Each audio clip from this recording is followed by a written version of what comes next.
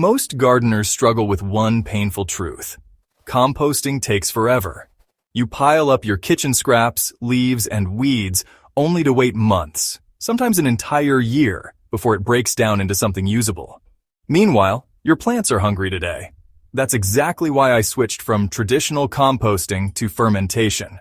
By fermenting organic matter, I discovered a way to create nutrient-rich soil amendments in a fraction of the time, with fewer odors, less space, and far more benefits for the health of my crops.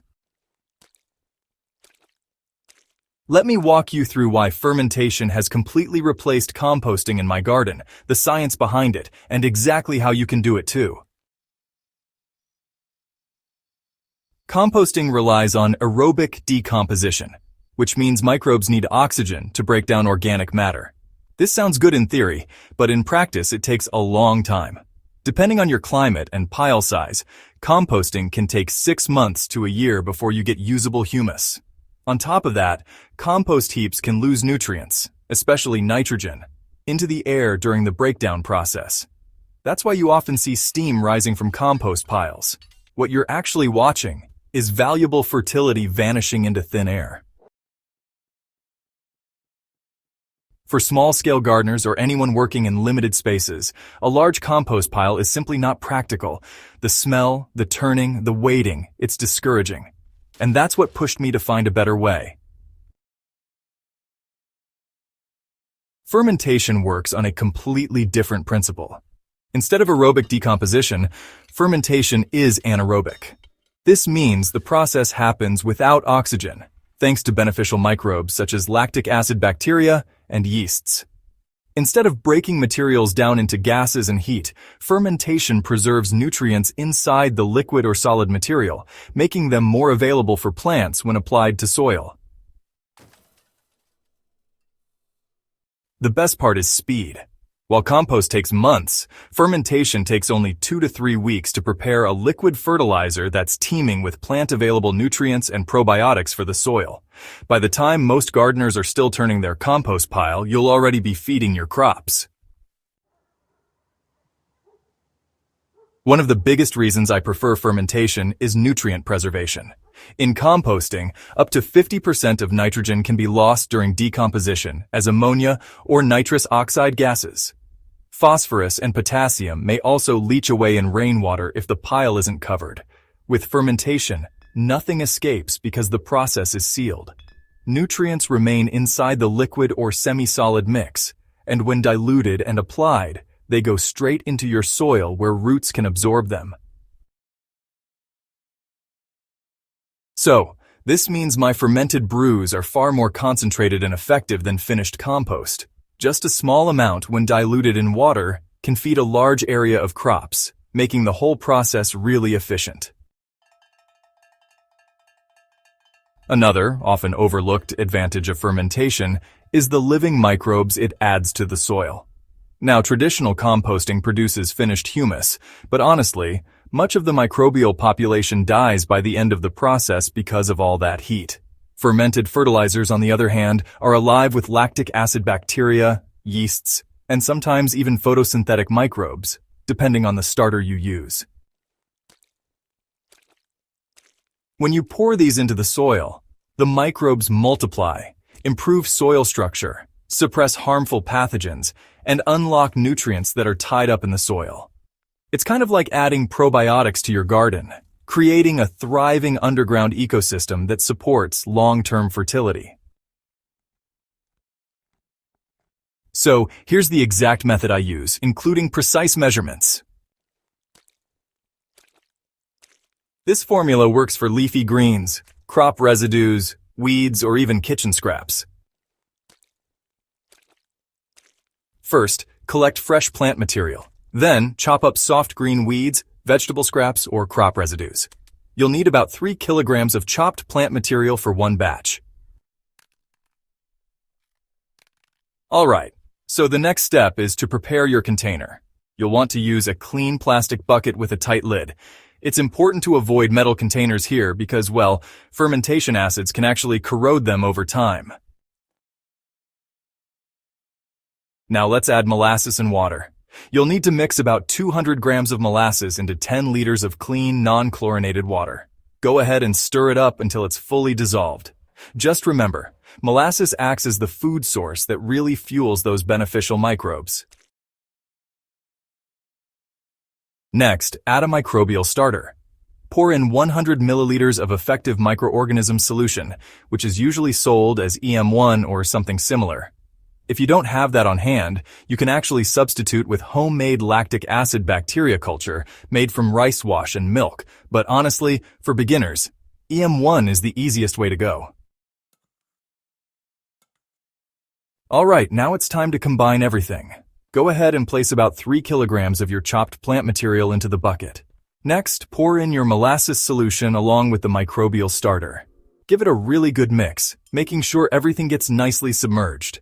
If you find that some of the plant material is sticking out, just add a bit more water until everything is covered. But remember to leave roughly 5 centimeters of headspace at the top. Now let's seal and ferment. Close the lid tightly. This helps keep air out, which is pretty important for the process. Store your bucket in a shaded spot at room temperature. You'll want to let it ferment for about 2 to 3 weeks. When it's ready, you'll notice a pleasant sweet-sour smell coming from the bucket. Once fermentation is complete, go ahead and strain the liquid. For using it as a foliar spray or a soil drench, you'll want to dilute it at a ratio of 1 liter of fermented liquid to 20 liters of clean water. This way, your plants get all the benefits without being overwhelmed. So, just apply directly to the base of your crops, or you can spray the leaves every 2 weeks during the growing season.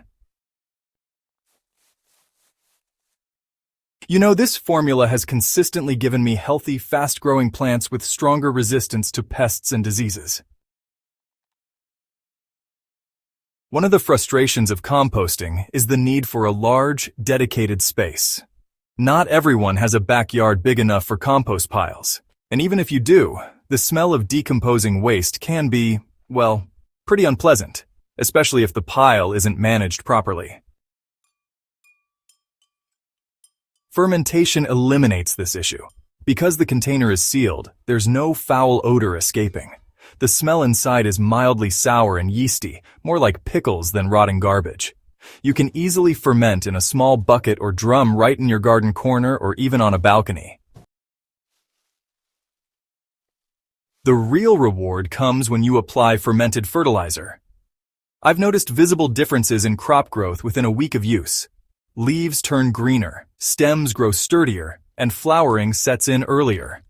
This makes fermentation ideal for crops that demand quick feeding like leafy greens, tomatoes, peppers, and maize.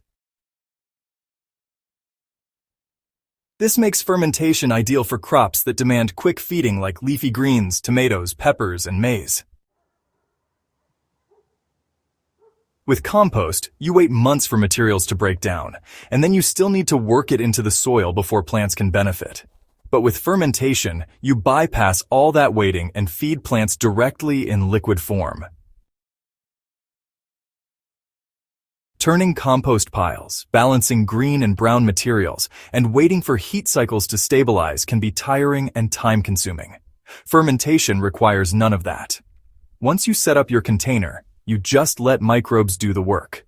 No turning, no managing carbon to nitrogen ratios, no sweating under the sun with a fork or spade. This efficiency is why I've fully embraced fermentation. Gardening is already hard work, and this method cuts down the labor while delivering better results. Beyond quick feeding, fermentation also builds long-term soil fertility. Every time you pour fermented liquid into the soil, you're adding organic matter and beneficial microbes that gradually improve soil structure. Over time, soils become more crumbly, moisture retentive, and resistant to erosion. It's not just about feeding plants in the moment, it's about building a healthier foundation for seasons to come. That's why I see fermentation as a long-term investment in my garden's productivity. After years of gardening, I've come to a simple conclusion. Composting has its place, But fermentation is superior when you want speed, efficiency, and maximum nutrient preservation. Composting is slow, labor-intensive, and honestly pretty wasteful in terms of nutrient losses. Fermentation, on the other hand, is fast, simple, space-efficient, and highly effective at nourishing both plants and soil. For me, the choice is obvious. I ferment instead of composting because it saves time, feeds my crops faster, and really, it builds a healthier soil ecosystem. If you've been discouraged by the long wait of composting or frustrated with nutrient losses, it's time to try fermentation. Start with a small batch using the formula I've shared, and you'll be amazed at how quickly your crops respond. Once you see the results, you may never look at compost piles the same way again. At Growth Hub Central Crops, we're all about sharing practical, proven methods that help gardeners grow healthier, more productive crops without unnecessary struggle. If you found this guide useful, make sure you subscribe to our channel and share this video with fellow gardeners. Together, let's spread the knowledge that makes farming smarter and more rewarding.